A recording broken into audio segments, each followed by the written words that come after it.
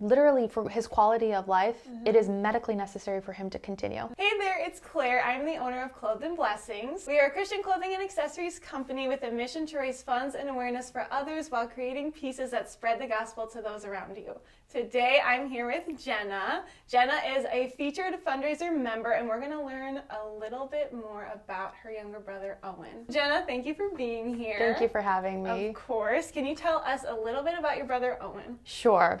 So my youngest brother, he is the youngest of 8 total, and he has Down syndrome. I am here with Owen Smith.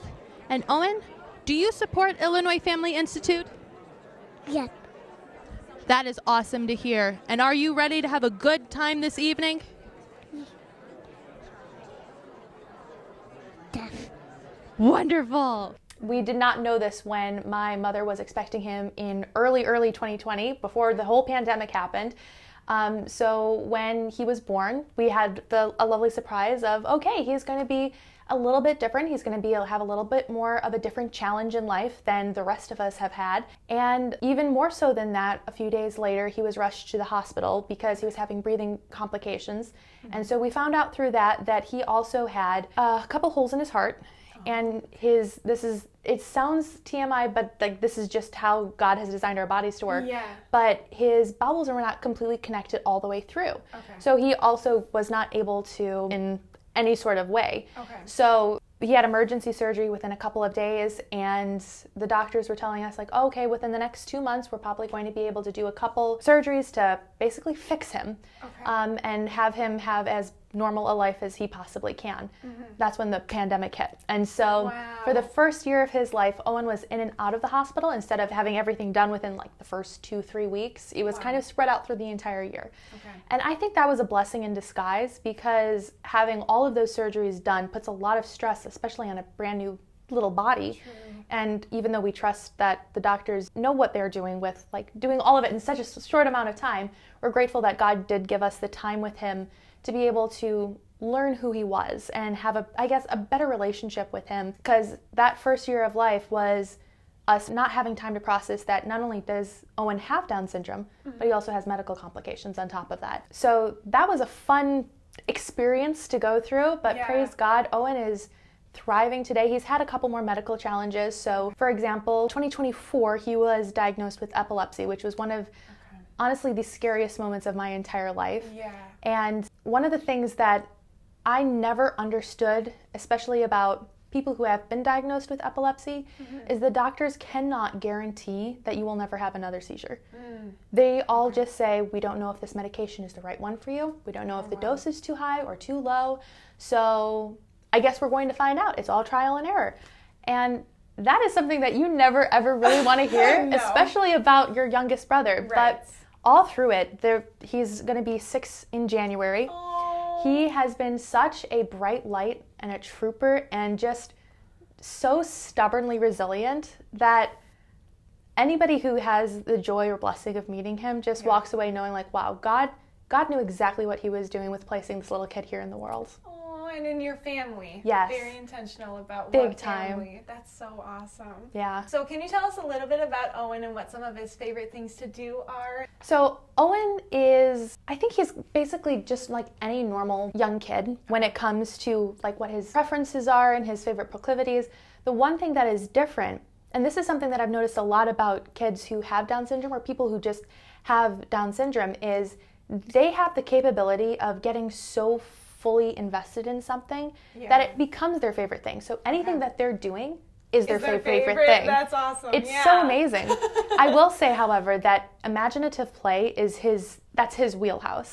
So whether it's with action figures or farm animals or even just going out with us and walking in the nature preserve, his imagination leads him to such creative storytelling that it is such a joy to see him like figure out storylines, and then you're sitting there being like, I don't see how this is going to end.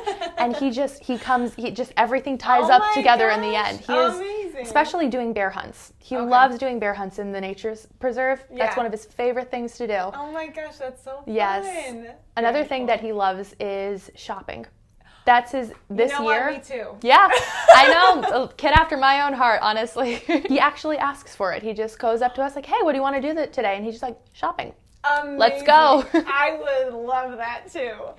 So communication is really important, and especially in storytelling, we use a lot of communication.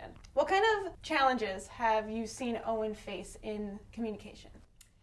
The biggest one is that he's not very verbal. Okay. So Owen is a very, very extroverted, vocal kid. Okay. So his opinion will translate to you even though he's not using words. Okay. I wouldn't say that he's like bombastic or over the top or anything like that, but he will try to get his feelings across.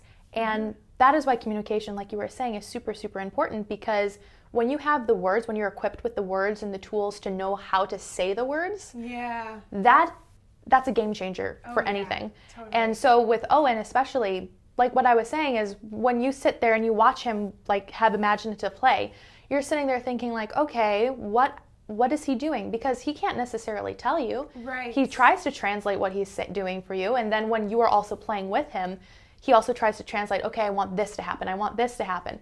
But it takes a little bit longer because he doesn't necessarily have the equipment or the function of communication that you and I would normally use. What are some of the challenges that you've noticed that Owen is facing with his communication with things like school or friends or family? So since Owen does have Down syndrome and since he has been diagnosed with epilepsy, we've seen there was a step back when we had seizures, especially back in early 2024. We felt like we were kind of starting from square one again. You know, like you have different levels when it comes to speech. Yeah. And we've gone to a speech therapy group for the past couple of years, and they've been incredible. They've helped Owen so much with play-based learning. So what happens is a speech therapist comes and she just plays with Owen, just interacts with him, has him do all of he leads the session basically. Okay. And then she's able to turn around and be like, okay, so I'm noticing this, this, and this. We're going to be working on X, Y, and Z. And as she gets to know him better, she starts working with him while they're playing. Okay. So for example, some of the stuff that she does would be like, he would have a whole box of superheroes that he would want to play with. Okay. And she would say, well, you need to communicate with me in order to open it up. So let's work on this, saying this together. So it takes Owen a lot longer to be able to say something or even to process how to say something to you. So that has been really, really challenging. I think I notice that the most when we're out in public together and I'm trying to have him communicate with friends or other family members. But when he's at home, he's just Owen to us, you know? Yeah. Have you noticed that he gets frustrated at all with the communication barrier? Oh, yes. Yeah. There have been multiple times where he would be telling me something and he'd be very passionate about it. And I would not quite be able to grasp what he's saying. And then I would start guessing. I'd be like, well, do you want this? Were you saying that? And the more I don't get it, the more he wouldn't get mad at me. He would just kind of get like a little bit sad and be like, okay. And then what we've been doing recently especially is I would just ask him, I'm like, just show me. Okay. So he would take my hand and he would lead me to where he needs me to go. And so we have workarounds, but one of the things that we just want to keep encouraging, especially as quality of life purposes, is to have him communicate and be able to hold his own in any conversation and with anybody else. Yeah. So with speech therapy, what kind of breakthroughs have you noticed, or how have you noticed this helping him along in that communication journey? Yes, he has thrived under the speech therapy tutelage of our dear speech therapist. One of the things that we've been working on a lot is being able to say multiple syllables without losing track. So his thought process would be, I said it. So he knows exactly what he wants to say, and he will say maybe one of the syllables. Or what we've noticed also is that he would reverse a word. So instead of saying stop, he would say like something along the lines of like past or something like that, where it's very interesting that he knows exactly what he needs to say, but his brain would kind of be like, switch it up on him. So especially when he gets super excited about something, he thinks that he's saying everything, but he would only be saying, for example, the last syllable of every word. And then that's really hard, where it's like a word scramble. You're like, okay, wait, let's slow down and let's say the whole thing over again. So especially this year with speech therapy, like gaining our traction back from where he had been with having the epilepsy diagnosis and starting all over again. Because when you have seizures, obviously that is something that's happening in your brain. Yeah. And that can shake up your neurons, it can shake up pathways in there. Yeah. And so it was really, really interesting to navigate that and be able to go back onto track one and see that, okay, maybe he doesn't remember some things, maybe he does, maybe it's just going to take a little bit of relearning. So right now we have 3 syllables that we've mastered.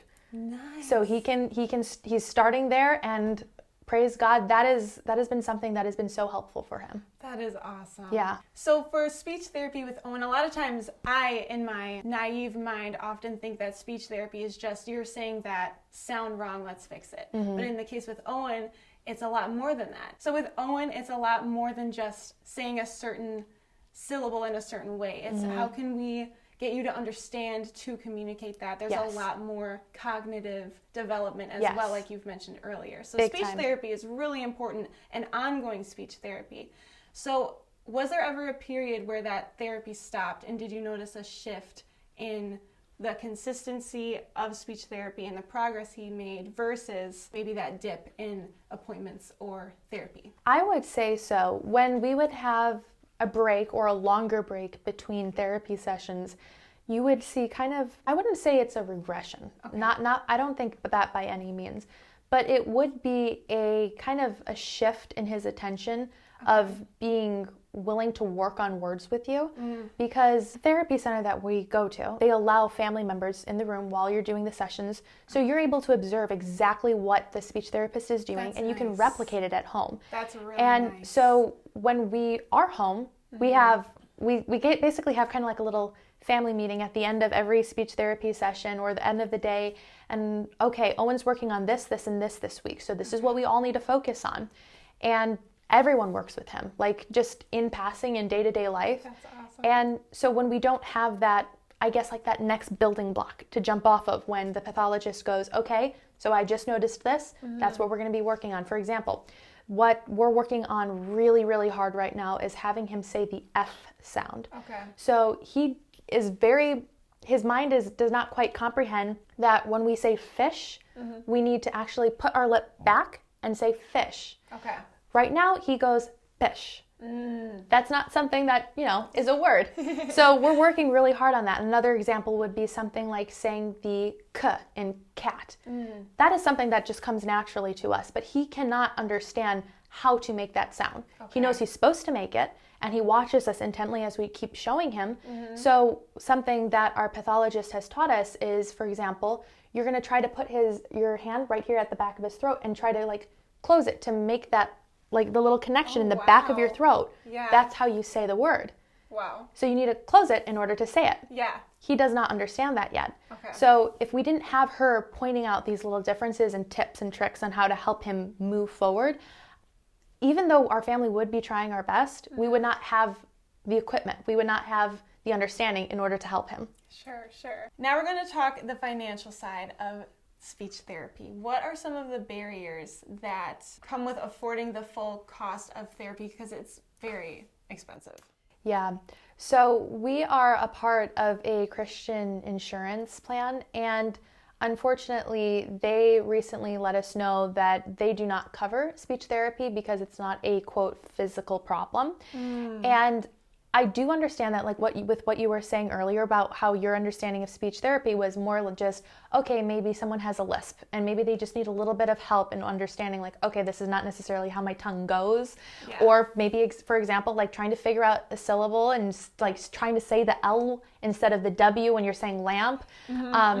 But with Owen and with a lot of kids that have special needs, speech therapy is so important for their cognitive development, because not only are you teaching them how to talk, but you're also teaching them like social cues. You're teaching them how to listen, how to like be under authority from a different figure outside of your parent. And there's just so much that goes into it. So therapy is pretty expensive when it comes out of pocket, and understandably so, because you, as a speech pathologist, you go through years and years and years of schooling in order to help these kids. And then, of course, you have to join like a whole clinic and everything. So, and then you have to get all the like equipment on top of it. Like the state-of-the-art equipment that they have there, like you had no idea. Like I did not know how much like a landing pad would cost, but it's so interesting to see like how sensory some kids with special needs are. Oh, okay. So they would get all of these types of equipment that it helps them and it grounds them. Because sometimes kids who have special needs, they feel like something's off with their body. Okay. And they don't know necessarily how to fix it. Okay. So if you've seen kids who have special needs start to like run very, very aggressively or like slam themselves into walls, that's what's going on. Sometimes it's like a sensory overload where like they don't know what to do with all of these feelings inside of them, with all of like the input it's just too much for them.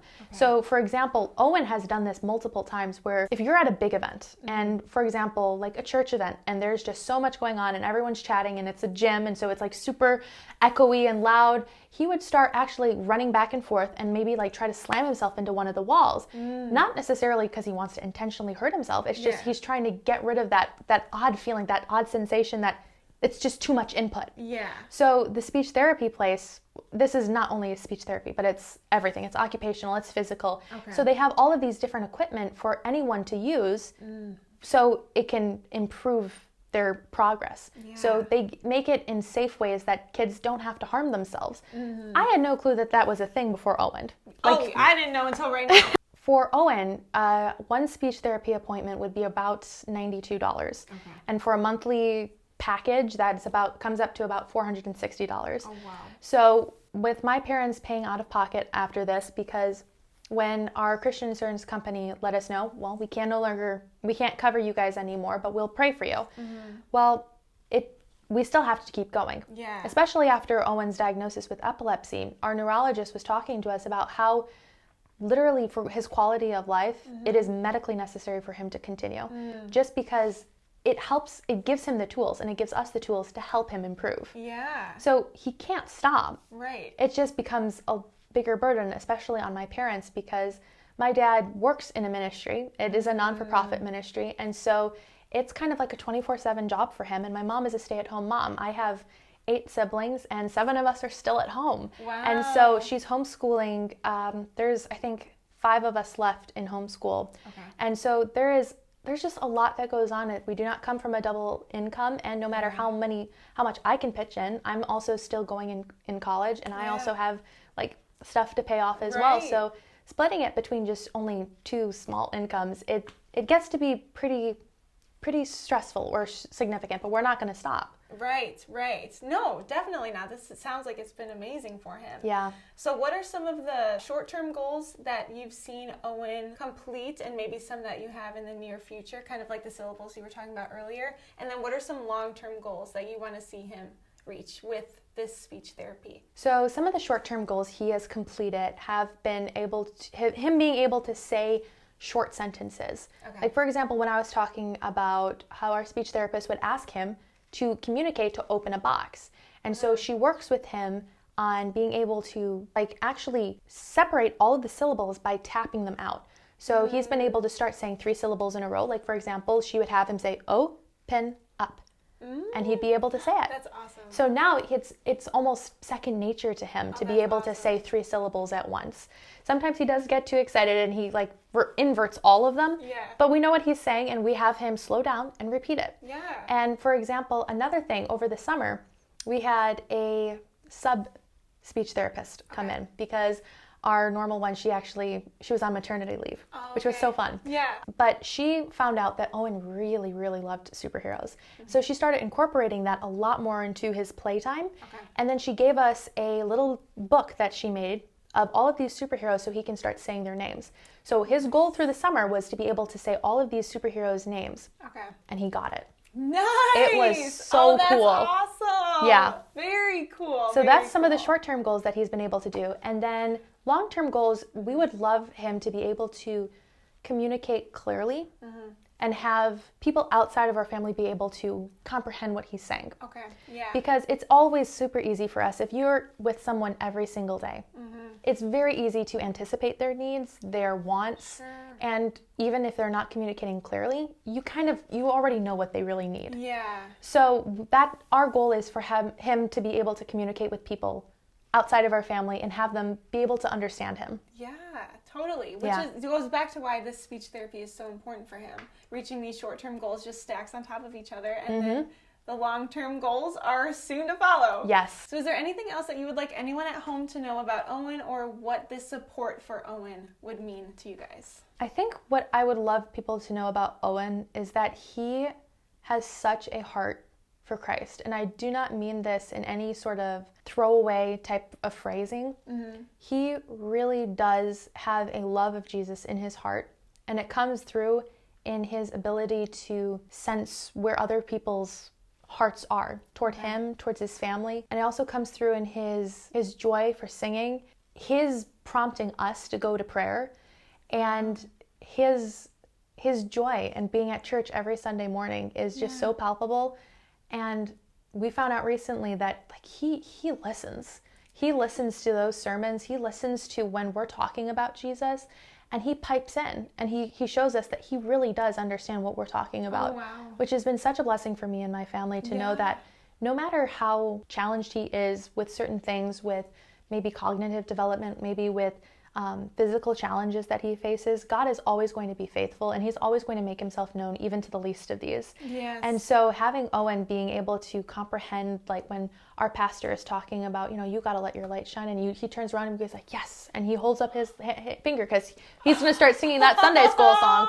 So it's been such a blessing to see that. And I think that's what I would love people to know the most about him, is his heart for Jesus just shows in his care for others and his little bubbly, stubborn, sweet personality. Oh, wow. So, well, thank you so much for sharing so much about Owen and your family with us. It was awesome for me to learn more. It was awesome for everybody else to learn more. So if you guys would like to know even more about Owen, we have a featured fundraiser page on our website where you can see any links that would go directly to Jenna's family and Owen's support. You can also check out all of our products online. 5% of our sales go directly to our featured fundraiser, which right now is Owen. So thank you so much, Jenna, for being with us. Thank you so much, Claire. It's been such a blessing to get to know you and be able to do this with you. And thank you. Yeah, God bless you. This has been so fun. You too. We'll talk to you guys later.